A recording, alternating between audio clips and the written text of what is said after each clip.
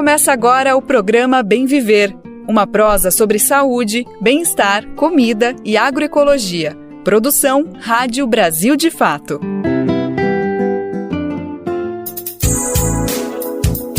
E hoje é quarta-feira, dia 12 de julho de 2024, dia dos namorados, e com o amor no ar tá chegando mais uma edição inédita e fresquinha do Bem Viver, uma produção do Brasil de Fato. Por aqui a gente põe em pauta assuntos fundamentais para pensar num país que funcione, num país com justiça social que atenda toda a população.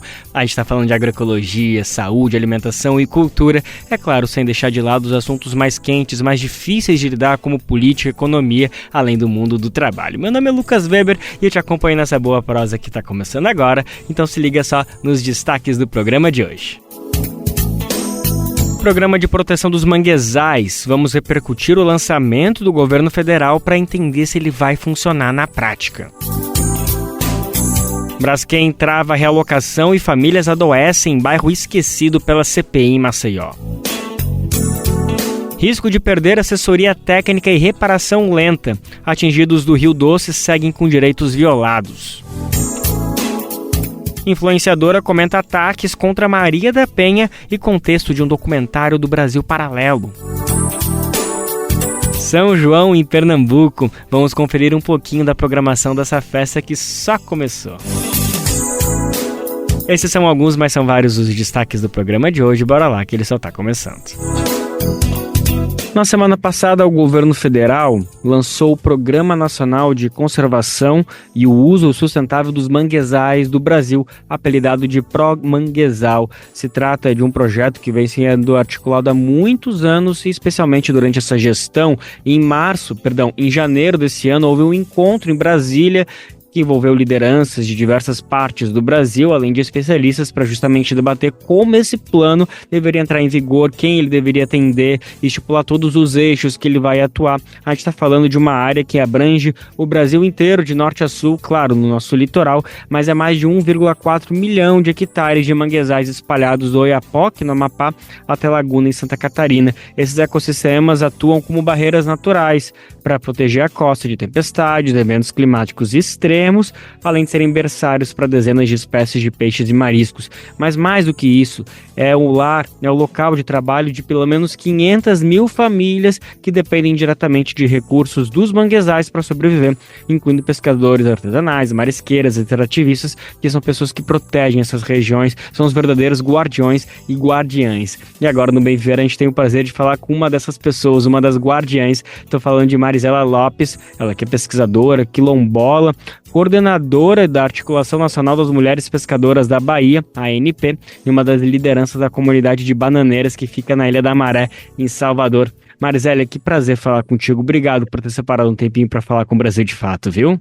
Obrigada a vocês. Gratidão.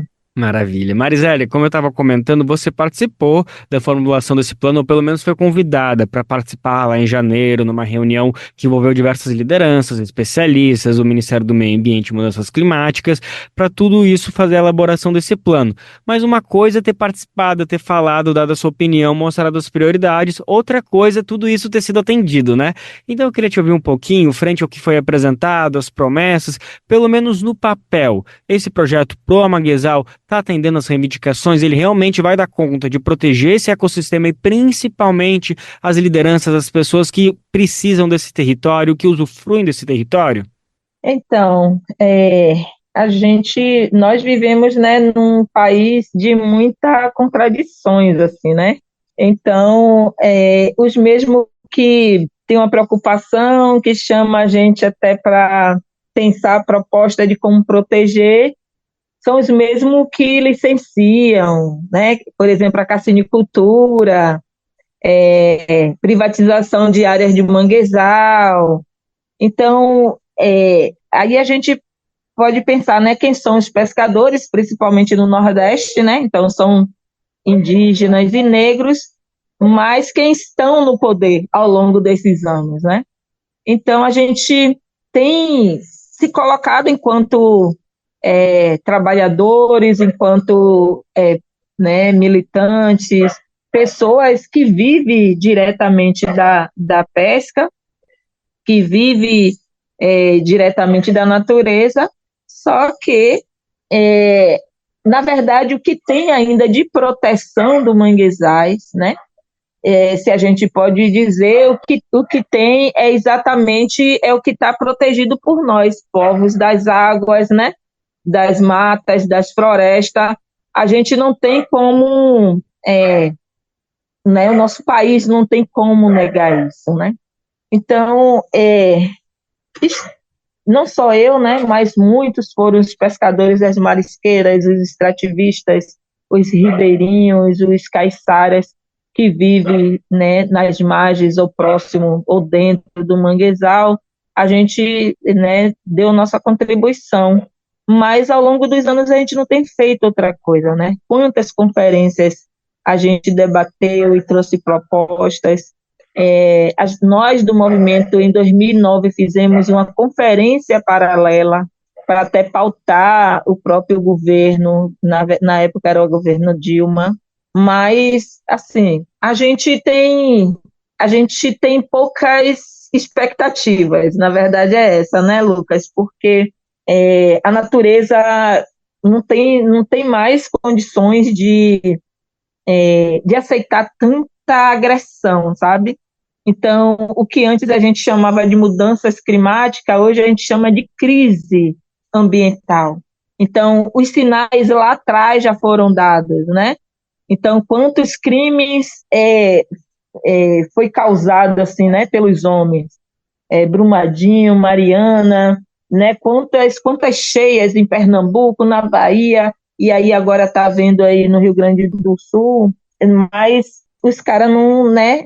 A máquina de moer gente, de moer mata, de contaminar água, não para. Tem uma mente diabólica mesmo, que eles não param de arquitetar coisas para afetar o manguezal e ameaçar o meio e modo de vida do nosso povo. Que difícil, Marisela. É muito duro te ouvir, ainda mais uma pessoa que tem um local de fala que é incontestável, você vive essa realidade, você deve estar percebendo a destruição do mangue, do seu local de vida. Queria até te ouvir um pouquinho, o que você tem reparado, assim, é uma mudança na própria paisagem? Você consegue perceber qual é a situação da Ilha da Maré nesses últimos 10 anos? É perceptível as mudanças que vêm acontecendo, os fluxos dos animais, a floresta?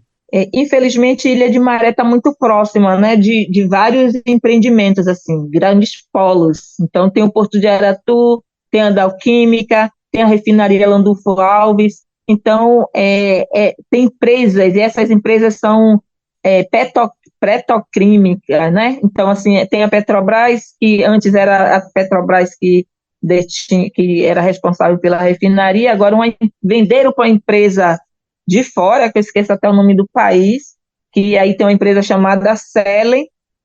A Porto de Aratu e a Dalquímica, produtos altamente cancerígenos, e estão assim, tudo bem mecânico, sabe? Tudo muito de forma irresponsável. Eles vão extraindo o bem natural, eles vão manipulando os produtos tal, sem nenhuma responsabilidade e compromisso, nem com as águas, né? Nem com o povo. Então, no ano que não tenha um ou dois crimes causados por eles, não tem nada aqui na Baía de Todos os Santos. A Baía de Todos os Santos, órgãos ambientais, tanto o IBAMA quanto o INEMA, que é o órgão ambiental do Estado, tem vários estudos e se soma com o estudo de outros pesquisadores das universidades que comprovam o nível de contaminação que tem. Mas aí, paralelo a isso, o que tem acontecido é a destruição em massa, assim, né? Então, depois que teve a visita, por exemplo, do governador junto com o presidente na China, está duplicando o Porto de Aratu, fez dragagem no porto da refinaria. Então, assim, sem audiência pública, sem consulta, sem nada. Em 2020, quando a gente estava, todo mundo aqui preocupado como se proteger por conta da pandemia, chegou um empreendimento chamado Bahia Terminais, que cortou quase 2 hectares de manguezal com motosserra, licenciado pelo Estado. Então, assim, a gente fica... E a gente está falando de um Estado que, aqui na Bahia, quem está no poder é a esquerda, que já vai fazer, já fez, né, está fazendo mais de 20 anos. Então, assim, a gente não... Por isso que a gente fala que, eu falo que a gente vive num país de contradições, né? Porque tem essa preocupação do Ministério do Meio Ambiente em proteger o manguezal, mas nos estados, os governos de esquerda ou de direita estão destruindo o manguezal, estão licenciando o manguezal. A gente está vendo, por exemplo, a ameaça que essa PEC aí puxada pelo o filho de Bolsonaro, né, e aí de privatização das terras de marinha, que significa dizer que vai afetar os manguezais. A maioria das praias tem áreas extensas de manguezais. Então, assim, aí pensam no seu bem-estar, no seu lazer, e o povo que vive exclusivamente da pesca. Eu não sei fazer outra coisa, a não ser pescar, mariscar. Então, igual a mim, são a maioria das mulheres, que é quase, a gente se aqui em Ilha de Maré tem quase 10 mil moradores, então 40% dessa população é de mulheres. A gente vive da pesca, a gente vive da coleta, né, do beneficiamento de siri, de caranguejo, de aratu, de peixe. Então, assim, está falando do ambiente também, nós, enquanto mulheres, o nosso ambiente de trabalho. E, assim, não tem nenhum ser vivo que consiga viver num ambiente de trabalho tão inseguro, né, por contaminação, por ameaças de destruição do espaço, do seu espaço de trabalho. Então, assim, várias mudanças. E aí, quando tem esse desmatamento do manguezal e também cortaram dunas, secaram lagoas, que aí a intenção é fazer um porto para trazer as torres eólicas, né, da energia eólica. Então, no dia seguinte, no ano seguinte, aparece uma espécie de lagarta, uma lagarta exótica que vem de outro país, de não sei de onde, e aí essa lagarta está destruindo uma espécie de manguezal que é o mangue branco. Então, assim, até quando que a gente vai ficar sendo ameaçado mesmo? Até quando a gente vai ficar sendo ameaçado? Até quando a gente vai ficar nessa insegurança?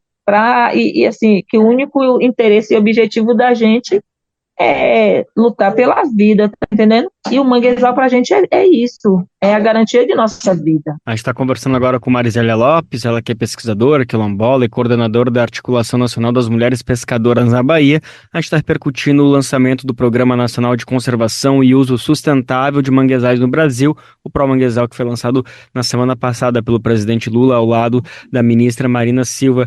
Marizélia, é muito difícil te escutar com essa falta de perspectiva, com esse pessimismo, porque você vem de uma semana de boas notícias. Tudo bem, você comentou da PEC das praias, que é uma ameaça diretamente, mas olha só, na semana passada veio esse lançamento que trata justamente do seu território, o Promanguezal, ao mesmo tempo também que a Justiça Federal deu um prazo de 6 meses para o INCRA concluir o procedimento de titulação das terras remanescentes de quilombos na Ilha da Maré, também seu território. Ou seja, vem boas notícias, mas mesmo assim você olha para elas e não consegue acreditar nelas. Isso acho que mostra que o Estado realmente não está conseguindo cumprir o mínimo, de dar atenção, de dar perspectiva, de dar esperança para a população. Essa decisão da Justiça acabou não te afetando, não acabou dando uma segurança de que talvez esses territórios, o seu território, finalmente seja titulado, Marizélia? A gente enxerga, Lucas, como um atraso histórico, né, por parte do governo cumprir o que já era para ter sido feito. Então, não justifica, por exemplo, a gente tem a certidão quilombola desde 2004. Em 2007 foi concluído o relatório, o RTD, né, das comunidades daqui de Ilha de Maré. Só em 2017 foi publicado e a gente está esperando esse tempo todo para a terra ser regularizada. Só quem judicializou esse processo, o INCRA, foi a gente, porque a gente pediu ao Ministério Público que judicializasse, porque não tinha mais justificativa para o INCRA e a SPU regularizar essa situação. Eu estou falando de coisas recentes. Até 2021, meu pai, meus tios plantavam de meia, plantava uma roça e tinha que dividir com os grileiros, com os supostos fazendeiros. Até 2022, minha família pagava arrendamento, não podia construir casas. Então, a gente está falando de uma dívida histórica, a gente está falando de reparação. Então, a gente não vê, a gente não faz tanta festa com isso. O que a gente vê é um racismo pesado. O que a gente vê é que, nas mesmas condições, né, que a gente viveu há século, a gente continua vivendo. Você acredita, Lucas, que aqui na comunidade tudo é muito recente? Então, a energia tem 30 e poucos anos que chegou a energia elétrica, tem 20 e poucos anos que chegou a água encanada. Não, até hoje nunca teve uma pracinha para as crianças brincarem. Do mesmo jeito que meus pais não tiveram o direito de uma praça, meus avós, eu não tive, meu neto não está tendo.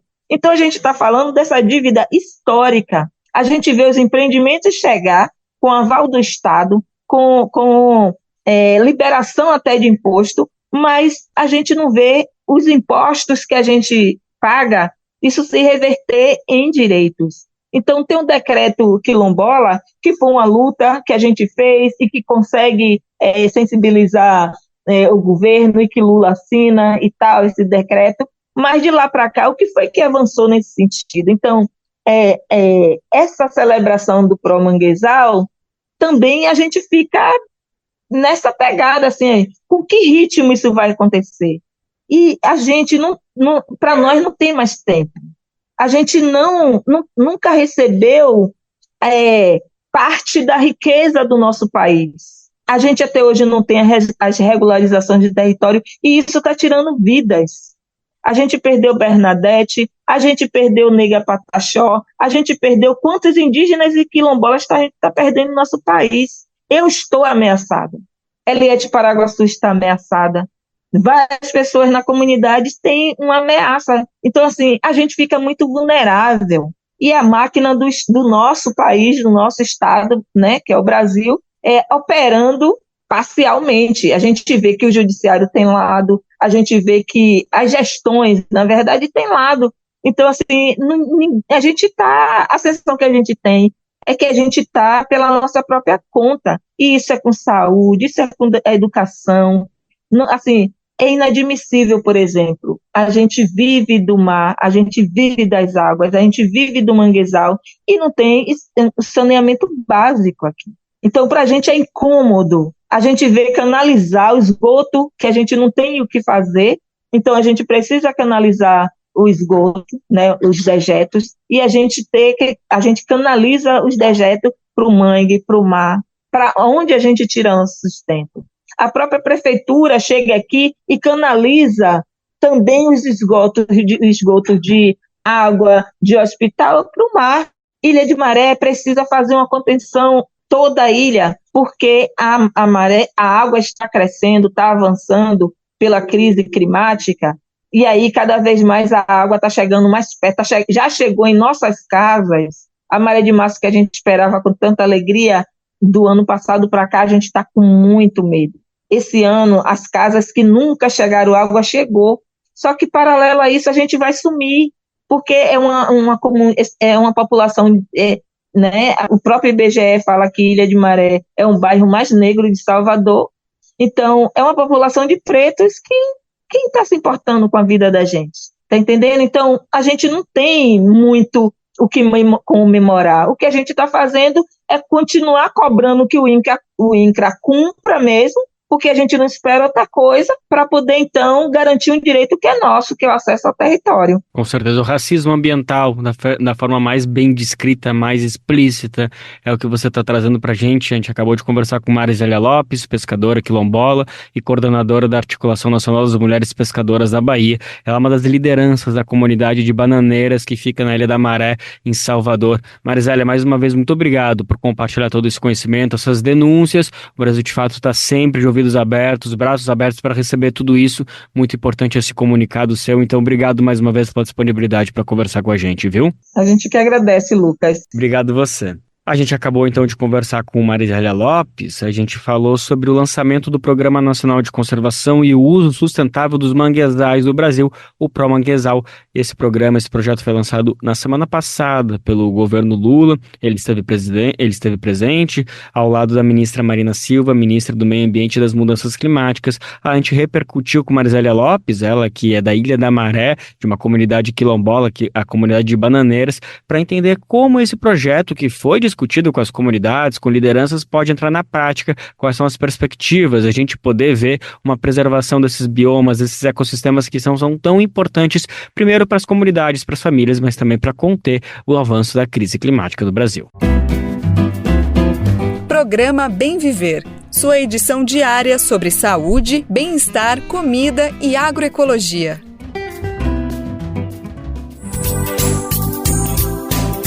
Bora lembrar um recadinho que a gente não se cansa de compartilhar aqui no Bem Viver. Sabia que dá para retransmitir de graça nosso programa de segunda a sexta-feira? Você pode pegar ele no seu e-mail e colocar aí na sua rádio, na sua emissora comunitária, na sua emissora regional, educativa, enfim. Vai ser uma alegria saber que o Bem Viver está chegando nesse cantinho especial do país. São dezenas, centenas, mais de 300 emissoras que todos os dias botam Bem Viver para repercutir de norte a oeste, leste a oeste do Brasil.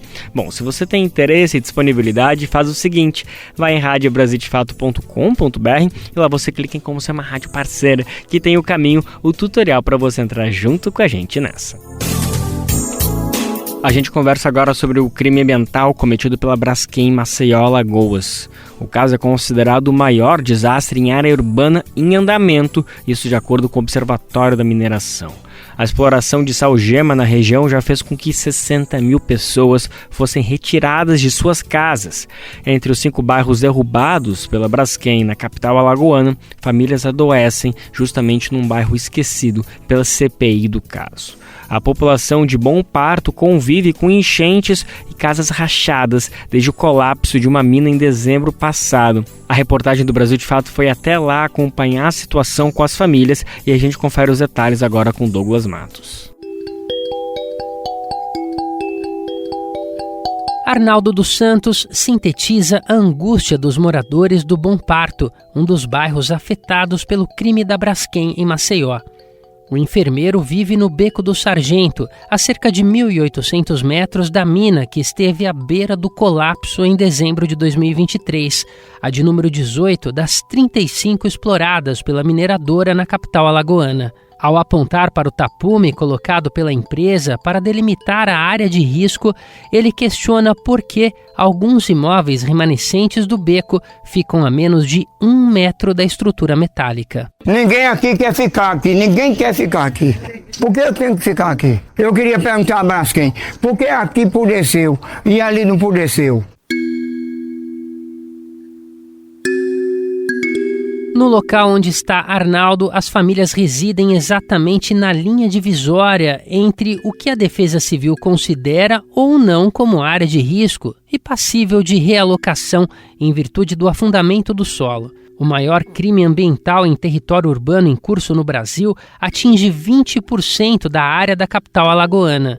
A população do bairro ainda aguarda para ser realocada e indenizada pela Braskem por meio do Programa de Compensação Financeira e Apoio à Realocação, uma demanda que se estende desde a primeira visita do Brasil de Fato à comunidade há cerca de 7 meses. Segundo Fernando Lima, presidente da Associação dos Moradores do Bom Parto, a falta de alternativa de renda e a condição de vulnerabilidade social das famílias se acentuaram no primeiro semestre de 2024, ao passo que a realidade das famílias foi apenas pincelada pela CPI da Braskem. Os senadores visitaram Maceió em 8 de maio, mas não estiveram no bairro. A situação no caso do bairro do Bom Parto está se deteriorando cada vez mais. Nós temos um processo que já passou pela primeira instância federal, está na segunda instância, sem a menor perspectiva de pauta para que possa seguir e cerca de 15% do bairro seja realocado. Temos praticamente quase 27 mil pessoas ainda no bairro.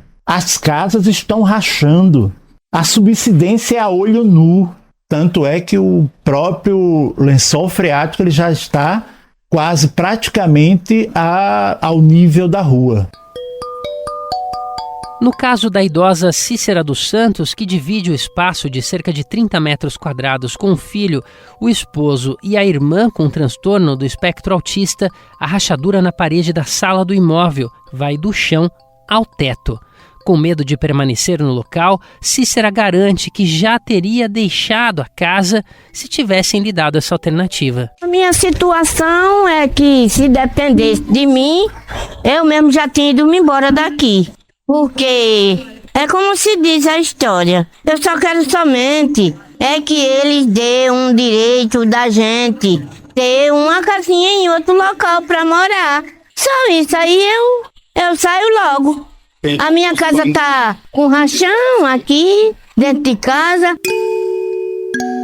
A região onde Dona Cícera vive, no Bom Parto, às margens da Lagoa Mundaú, inclui, além do Beco do Sargento, o Beco de Azepã, a Nova Vila e a Rua das Carroças. Todas elas foram incluídas na última atualização do Mapa de Linhas de Ações Prioritárias da Defesa Civil, publicado em novembro de 2023. A ampliação do mapa incluiu 1.200 imóveis na área de monitoramento da Defesa Civil e só foi feita após uma ação civil pública movida pela Defensoria Pública da União, o Ministério Público Federal e o Ministério Público do Estado de Alagoas. A inclusão dessas famílias em área apta para realocação e indenização, no entanto, foi suspensa pelo Tribunal Regional Federal da 5ª Região em janeiro deste ano, a pedido da Braskem. Desde então, o processo está parado na Justiça. Indagado pela CPI da Braskem, se os moradores do Bom Parto terão de conviver por décadas com imóveis rachados que colocam a vida das pessoas em risco, Marcelo Arantes, diretor global de Pessoas, Comunicação, Marketing e Relações com a Imprensa da Braskem, reforçou que as famílias não precisam ser realocadas e que essas áreas são acompanhadas regularmente pela Defesa Civil Municipal, Nacional e por uma equipe técnica. Apesar de o relatório final propor a remoção dos moradores do Bom Parto e considerar o resultado da CPI um marco, a avaliação do MAN, o Movimento pela Soberania Popular na Mineração, é de que ainda há um longo caminho para que os acordos sejam cumpridos. É o que avalia Carlos Eduardo Lopes, pesquisador, fotógrafo e militante do MAN. Quando a CPI veio, a CPI não andou no Bom Parto, de fato, ela passou pelo Bom Parto. Ela veio andar no Flechal depois de muita pressão que foi feita, andou por algumas ruas, entrou em algumas casas. No Bom Parto é uma situação muito precária e muito perigosa, que se vê casas com parede torta, de qualquer momento cair, rachar do chão a parede, e as pessoas não têm para onde ir. A população também reclama da falta de zeladoria, uma tarefa que deveria ser responsabilidade da mineradora. O Brasil de Fato verificou a presença de entulhos de casas demolidas, esgoto a céu aberto e de lixo acumulado no entorno das áreas esvaziadas.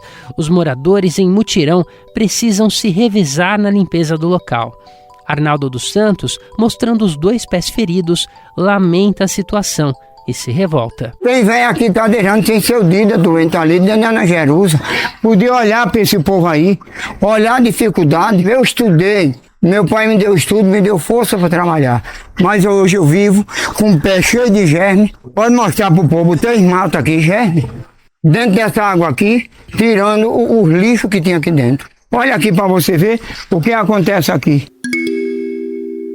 Publicado em 15 de maio, o relatório final da CPI da Braskem responsabilizou a mineradora por crimes ambientais, como o de lavra ambiciosa, e indiciou 11 pessoas, entre elas o vice-presidente da empresa, Marcelo de Oliveira Cerqueira. O texto do senador Rogério Carvalho, do PT, também solicita a reestruturação do mapa de risco da Defesa Civil e a revisão dos acordos de indenização das famílias atingidas, considerando também o risco de isolamento econômico em algumas áreas. A ausência da CPI do Bom Parto e a falta de resolução dos problemas é vista como um ato de preconceito de classe por parte dos moradores, como desabafa o presidente da Associação de Bairro, Fernando Lima. Eu considero, aí é uma opinião bem pessoal, uma segregação, um preconceito realmente com a comunidade do Bom Parto. Você favela, por estar numa condição social de penúria. Da Rádio Brasil de Fato, com reportagem de Pedro Estropaçolas e Afonso Bezerra, em Maceió, Alagoas. Locução, Douglas Matos.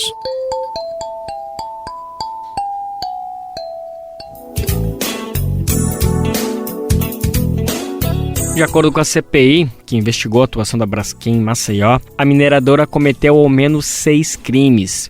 O documento ainda aponta a chamada lavra ambiciosa, ou seja, a retirada de salgema em quantidade maior que a capacidade. Em outras palavras, a ganância foi bem mais longe que a responsabilidade com as pessoas e o meio ambiente. A gente fala agora sobre outro crime continuado no Brasil, que destruiu vidas humanas e também o meio ambiente. É que parte da população atingida desde 2015 no Vale do Rio Doce, em Minas Gerais, corre o risco de perder mais direitos. Com uma reparação judicial lenta, elas podem até perder um trabalho da assessoria técnica importante para o caso. A gente vai entender mais detalhes agora. Quem conta pra gente é Ana Carolina Vasconcelos, diretamente de Minas Gerais. Famílias impactadas pelo rompimento da barragem da Vale, BHP e Samarco, em Mariana, lutam contra o fim das atividades da ATI, Assessoria Técnica Independente, nas comunidades. A ATI responsável por atuar na região é a Caritas Brasileira. Desde 2016, a entidade atua na reparação aos danos causados pelo crime socioambiental, informando e mobilizando a população atingida. Uma nota pública da Comissão de Atingidos pela Barragem de Fundão afirma que, recentemente, a equipe da assessoria recebeu aviso prévio e, caso não haja intervenção das instituições de justiça, o trabalho encerrará no fim deste mês. O documento lembra que mais de 8 anos após o crime, nem as casas terminaram de ser entregues para quem teve seu território devastado. Ainda segundo o texto, as famílias das comunidades rurais que tiveram suas áreas produtivas destruídas pela lama ainda continuam sem uma alternativa econômica. Nesse sentido, a comissão entende que o acompanhamento técnico independente da assessoria continua sendo mais do que necessário, além de um direito, como explica Rodrigo Pires Vieira, um dos coordenadores da Caritas. São 8 anos nessa caminhada, construímos muitas provas, matriz de danos, conjunto de provas que a gente chamou de cadastro, com dossiê de provas de cada atingida. Então é muito importante que isso continue, porque está garantido na ação civil pública de Mariana, garante direito de Sodetec, também hoje é lei, e nesse momento estão querendo acabar com isso em Mariana, né?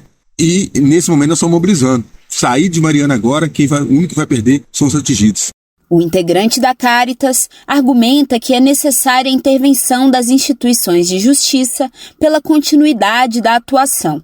Rodrigo Pires Vieira afirma que a entidade observou um aumento de solicitações das pessoas atingidas no acompanhamento dos processos de reparação. Nesse sentido, as famílias relatam uma realidade de privação de direitos e falta de reparação integral. Para elas, o episódio que chocou o Brasil e o mundo em 2015 foi o início de uma série de violações que até os dias de hoje se aprofundam. Por isso, os atingidos reivindicam a permanência da ATI.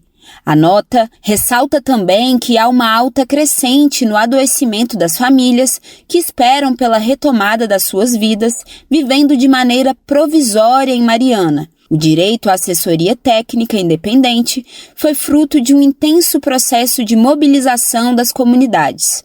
Inicialmente, a previsão para o término da atuação era no fim de 2020. Porém, diante da grande demanda e dos impasses enfrentados para a efetivação da reparação, o prazo foi estendido e a equipe ampliada.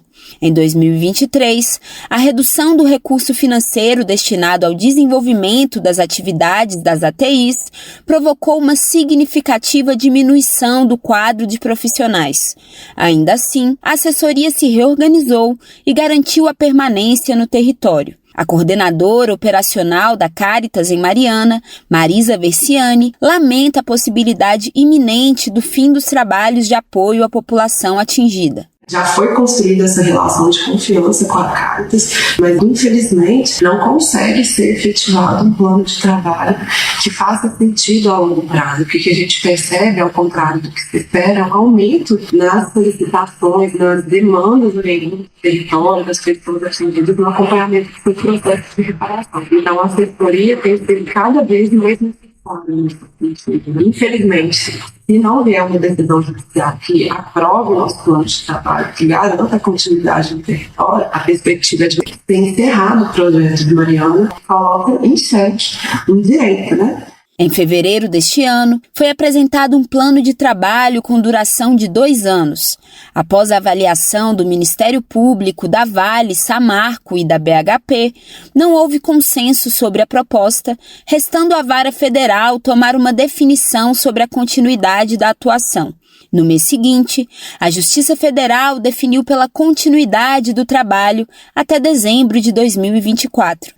Porém, uma nova decisão judicial retornou o processo para o âmbito estadual, o que pode inviabilizar a permanência da ATI. A Comissão de Atingidos pela Barragem de Fundão ainda critica o papel da Fundação Renova nos territórios. A entidade foi criada com base no termo de transação e ajustamento de conduta. Esse acordo foi firmado entre entes estatais e as empresas responsáveis pela barragem, com o objetivo de atuar na reparação dos danos causados pelo rompimento. Porém, na avaliação do coletivo que representa os atingidos, a fundação é ineficaz. Isso porque ela não teria tratado as famílias com isonomia, além de desprezar as demandas apresentadas pelas comunidades. Ainda para a comissão, a possibilidade de atuação da Renova sem a presença da ATI no território torna o cenário ainda mais preocupante. No fim do mês passado, o Movimento dos Atingidos por Barragens, o MAB,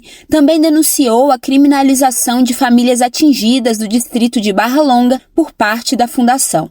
Segundo o MAB, elas manifestaram pacificamente pelo direito à reparação de moradias atingidas por obras da Renova e, como consequência, foram notificadas por liminar judicial. Em audiência pública na Assembleia Legislativa, requerida pela deputada estadual Beatriz Cerqueira, do PT, atingidos de Barra Longa relataram problemas com o abastecimento de água. Os moradores chegaram a levar uma garrafa plástica com água turva, que, segundo eles, foi captada da torneira de uma das casas do distrito. As famílias argumentam que, além da cor, o cheiro e o gosto do líquido também são diferentes, gerando insegurança quanto à qualidade da água e medo de contaminação. Procurada pela reportagem para comentar sobre as denúncias, a Fundação Renova afirmou que a reparação começou logo após o rompimento da barragem de Fundão. Segundo a entidade, foram solucionados 544 casos de restituição do direito à moradia e outros 165 já têm solução definida. A Fundação ainda destacou que a Bacia do Rio Doce tem pontos de monitoramento que permitem acompanhar desde 2017 sua recuperação. De Belo Horizonte, da Rádio Brasil de Fato, Ana Carolina Vasconcelos. Considerando a lógica, a gente entende que a voz da vítima é essencial diante de uma situação criminosa. Mas a gente sabe também que há muitas relações de poder entre quem tem o privilégio de fala e quem resiste para não silenciar. Aliás, a gente sabe também que há muitos projetos sendo feitos para manter o poder de poucos e a injustiça para a maioria. Por isso, além da voz, todos e todas precisam ficar de olho na construção das narrativas que são feitas todos os dias. O papo agora é sobre desinformação. Olha só como as coisas se conectam aqui no Bem Viver, né? A gente vai falar dos impactos e como isso pode ser bem danoso para toda a população. Um exemplo são os ataques que Maria da Penha vem sofrendo nos últimos dias. Ela é símbolo da luta no combate à violência contra a mulher e tem sofrido com as manifestações de ódio nas redes sociais, tanto que ela precisou ser incluída no programa de proteção aos defensores dos direitos humanos do governo do Ceará. A medida foi tomada no último dia 7 de junho. Para a influenciadora digital e publicitária Caroline Sardá, um documentário pode ter sido um dos gatilhos para a questão. O vídeo foi lançado no ano passado pela produtora Brasil Paralelo, com mentiras sobre a história de Maria da Penha. A produção dá a voz ao agressor da ativista e espalha uma versão de que ela foi vítima de assalto. Nesse cenário, a mulher símbolo da luta no combate à violência contra as mulheres adentra numa nova condição de vítima. Maria da Penha tem sido alvo de ódio de grupos classificados como masculinistas. Caroline Sardá falou sobre o assunto em entrevista ao Programa Central do Brasil para a apresentadora Luana Ibelli. Ela comentou sobre o teor do conteúdo. Vamos conferir. No ano passado eu tive contato com um documentário da Brasil Paralelo que trata a versão do agressor da Maria da Penha, levanta a voz dele e difama, de certa maneira, a própria Maria da Penha. Inclusive, eu fiz diversas lives desmentindo o documentário, analisando a estratégia publicitária por trás do documentário, porque a produtora de extrema-direita é muito conhecida por gastar milhões em anúncios publicitários nas redes, né? Conhecida por ter gasto mais de 22 milhões nas redes nos últimos tempos, só em 2024, mais do que o dobro que a SECOM gastou. E o documentário levanta a narrativa do agressor, a teoria da conspiração do agressor, porque é um documentário muito conspiratório e que não se baseia no que realmente aconteceu com Maria da Penha. Então, por isso, hoje nós temos diversas pessoas e políticos de extrema-direita difamando Maria da Penha, utilizando esse documentário como base e como fonte argumentativa, e é um documentário difamatório, mentiroso e muito problemático que, infelizmente, agora estamos vendo a vítima, a Maria da Penha, sofrendo represálias e ameaças dessas pessoas que caíram nessa conspiração propagada com muito financiamento pela produtora de extrema-direita Brasil Paralelo. Caroline Sardá contextualizou os ataques sofridos por Maria da Penha com o documentário do Brasil Paralelo. Eu acredito que não tem como desvincular a culpa em cima do documentário, até porque quando você entra nas postagens do Instituto Maria da Penha, do próprio perfil da Maria da Penha, ou de perfis que falam sobre Maria da Penha, nos comentários sempre você vai encontrar extremistas falando: vejam a verdade oculta no documentário da Brasil Paralelo, vejam como Maria da Penha é mentirosa no documentário dessa produtora.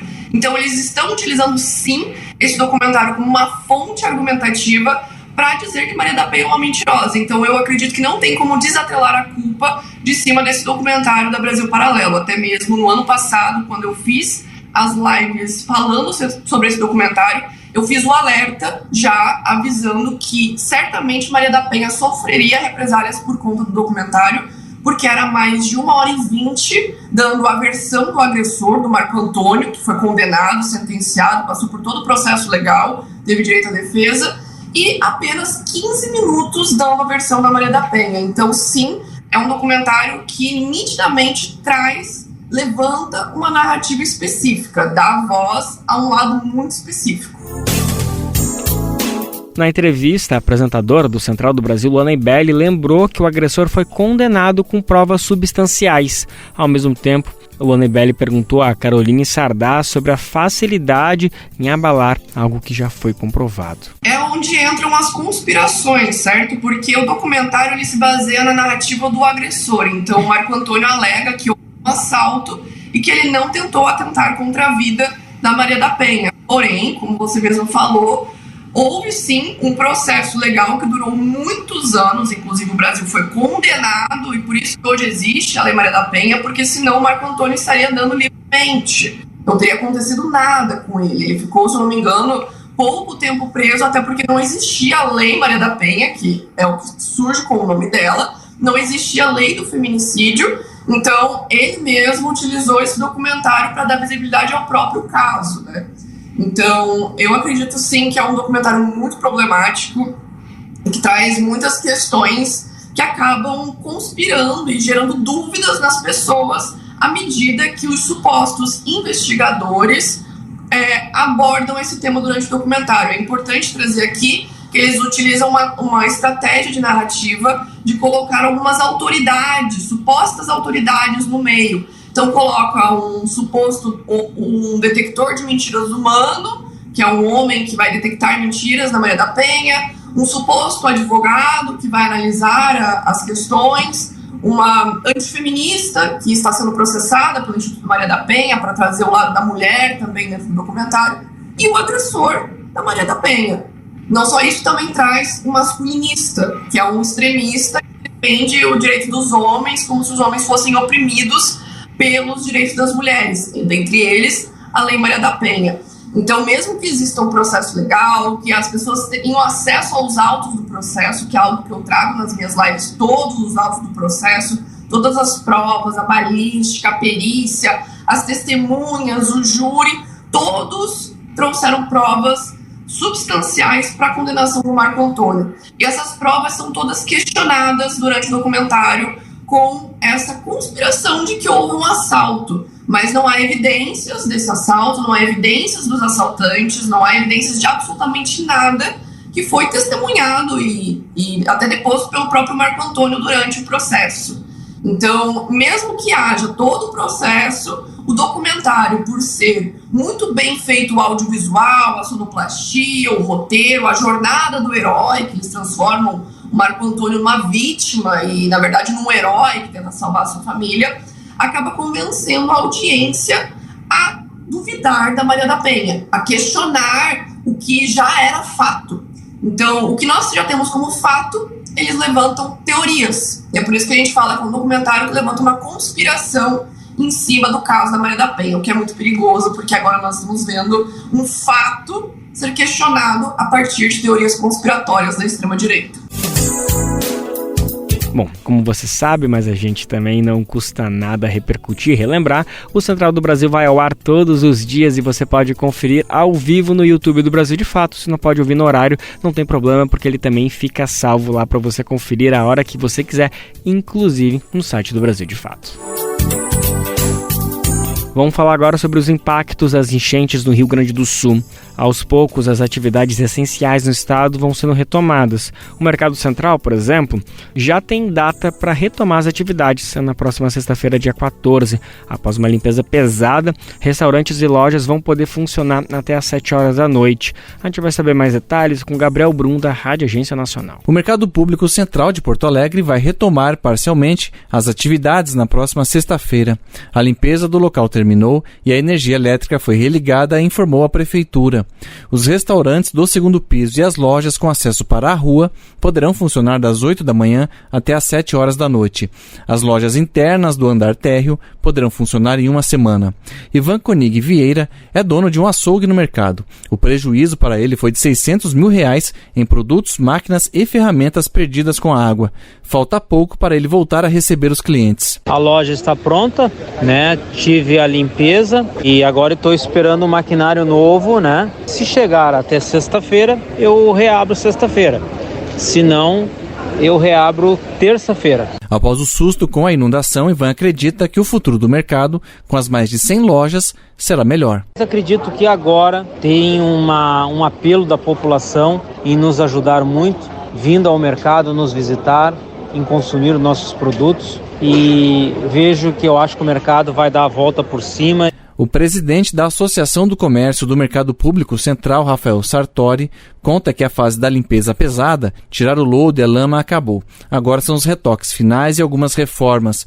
Os prejuízos foram grandes, mais de R$30 milhões, segundo ele. Teve muita perda de estoque, 27 toneladas, muita perda de receita, pois estamos pagando os custos fixos, né, e mantendo os funcionários em casa, sem vender, sem ter nenhum tipo de receita, e algumas lojas vão precisar reinvestir dentro do seu negócio. Então a gente estima aí mais de R$10 milhões para as lojas voltarem a se organizar. De acordo com a Prefeitura de Porto Alegre, nesta terça e quarta-feira será feita a desinsetização da área interna das lojas. Na quinta, a vistoria da vigilância sanitária. Depois do dia 18, o mercado volta ao horário normal para todas as lojas, mesmo aquelas em reforma. Da Rádio Nacional em Brasília, Gabriel Brum. A reconstrução de moradias no estado do Rio Grande do Sul precisa ser debatida e vista de forma ampla. Esse é um alerta que está sendo feito por pessoas da academia e de movimentos populares também. Um exemplo está na publicação de uma carta na revista científica Nature neste mês de junho. O texto traz um alerta feito por docentes da Universidade Federal do Rio Grande do Sul. O grupo faz parte do Instituto de Biociências e manifesta uma preocupação em relação às respostas do poder público. A carta diz que as propostas de grandes obras implicam em amplas alterações no meio ambiente e ameaçam a biodiversidade. Especificamente, foram citados enormes canais de drenagem e múltiplas barragens para reter e desviar as águas dos rios. De acordo com o grupo, os governos correm o risco de intensificar a degradação ambiental, ou seja, o próprio gatilho para essas catástrofes. Eles defendem que as soluções levem em consideração a natureza, o funcionamento dos ecossistemas e seus serviços. Já o MTST, o Movimento dos Trabalhadores Sem Teto ocupou o antigo prédio do INSS no Centro Histórico de Porto Alegre. O movimento exige uma solução digna para as vítimas das enchentes. Por sua vez, o governo estadual propôs a criação das chamadas cidades temporárias. Nelas, famílias desabrigadas viveriam em barracos até a construção de suas moradias definitivas. Ao Brasil de Fato, Rio Grande do Sul, Cláudia Ávila, da Coordenação Nacional do MTST, falou sobre o contexto da ocupação. O MTST critica essa proposta, afirmando que esses locais são inadequados e violam direitos básicos. O movimento aponta que esses espaços não dão acesso ao transporte público e aos equipamentos de saúde, assistência social e educação. Isso além de romper vínculos comunitários e com os profissionais que vinham fazendo o acompanhamento das famílias. Outra preocupação é o alto risco sanitário que existe em reunir muitas pessoas nessa condição precária durante o inverno gaúcho. Além disso, o movimento defende que as intervenções emergenciais devem incluir a participação das vítimas, dos movimentos e das associações comunitárias. Cláudia Ávila cobra justamente a participação popular. O modelo de abrigamento oferecido às famílias atingidas se demonstrou ineficiente e sem uma proposta de solução adequada, agora elas recebem a notícia de que precisam deixar esses espaços e, mais uma vez, são vítimas de um governo que não as envolve no processo de reconstrução do Estado, não escuta suas necessidades, não abre espaço para a participação popular na construção de alternativas eficazes e na tomada de decisão. Essas e outras notícias você confere em detalhes na versão completa no site brasildefators.com.br. Se alimentar como um ato político e comida sem veneno? O Armazém do Campo reúne as duas coisas com a agricultura familiar orgânica e agroecológica dos assentamentos da reforma agrária. São várias lojas espalhadas pelo Brasil com produtos do Movimento Sem Terra, MST, além de atividades culturais, cafeteria e almoços coletivos. Encontre o Armazém do Campo mais próximo de você pelas redes sociais e venha. Traga sua família e amigos para conhecer um novo jeito de comer bem.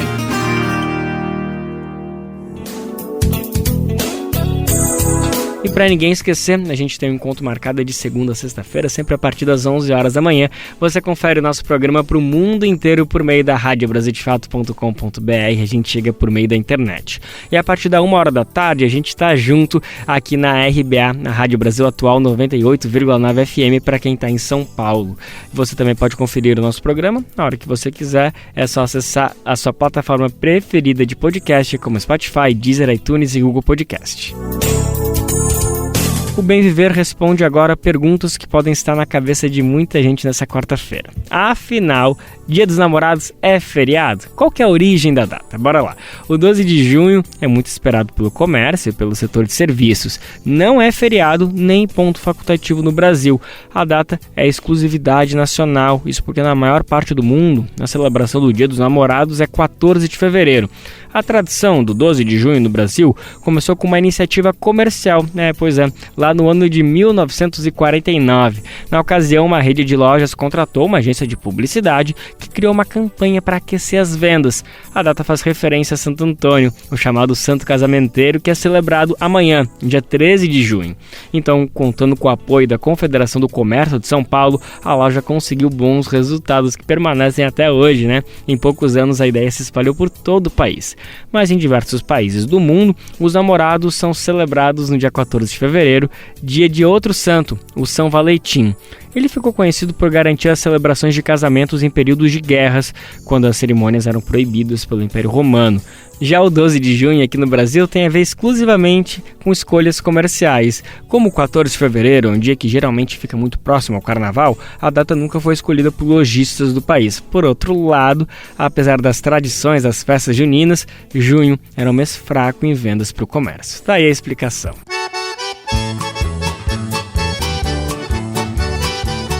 Bandeirinha colorida, fogueira, cheiro de milho assado e até o som dos fogos de artifício.